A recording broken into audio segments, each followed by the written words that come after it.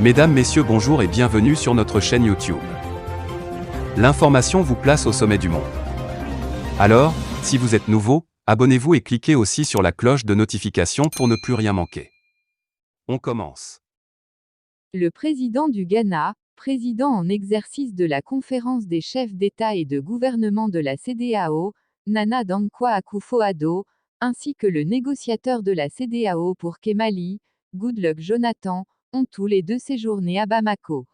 Ils ont été tour à tour accueillis à leur atterrissage par le président de la transition, le colonel Assimi Goïta, chef de l'État, en compagnie du Premier ministre et de l'ensemble des membres de son gouvernement.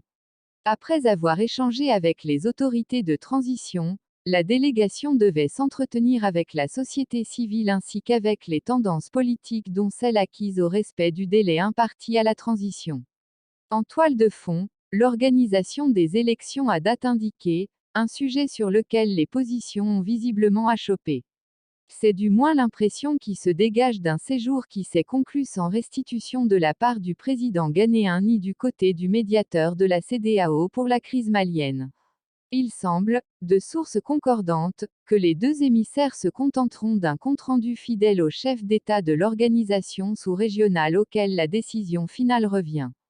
La visite est aussi intervenue dans l'air dans la foulée d'une grande polémique à l'échelle nationale sur le processus de transition et l'éventualité de sa prolongation. Sur la question, tout porte à croire qu'une frange non négligeable de la classe politique opte pour un schéma sans le PM Choguel Kamega quant à la conduite du gouvernement avec une transition prorogée. C'est en tout cas le plaidoyer que portent ces derniers temps les partisans du respect de la charte parmi les formations politiques qui soufflaient sur la question dans la même trompette que Kaoudé JIM, loin d'être solitaire dans la réclamation d'un départ de Choguel Maïga. Au demeurant, les partis politiques, ceux du cadre de veille pour une transition réussie en l'occurrence, ne seraient pas fondamentalement opposés à l'idée d'une prorogation. À l'instar des plus hautes autorités, ils semblent persuadés de l'impossibilité d'aller à une élection à la date initiale dans les conditions sécuritaires actuelles. Sauf qu'en contrepartie de leur quitus, ils réclament également la tête de Choguel Maïga.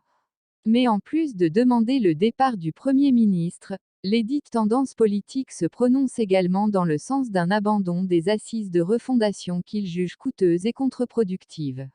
Par ailleurs, lors d'une conférence des ambassadeurs tenue dans la foulée de la visite de la délégation de la CEDEAO, à la différence des ambassadeurs de la France et de ceux de la CEDEAO qui demandent le respect du délai et l'abandon du projet des assises de Choguel, les ambassadeurs de la Russie, de la Chine et du Maroc ont tous suggéré de tenir compte du contexte et d'accompagner la transition. Reste à savoir si le colonel Assimi Goïta va consentir à sacrifier son Premier ministre.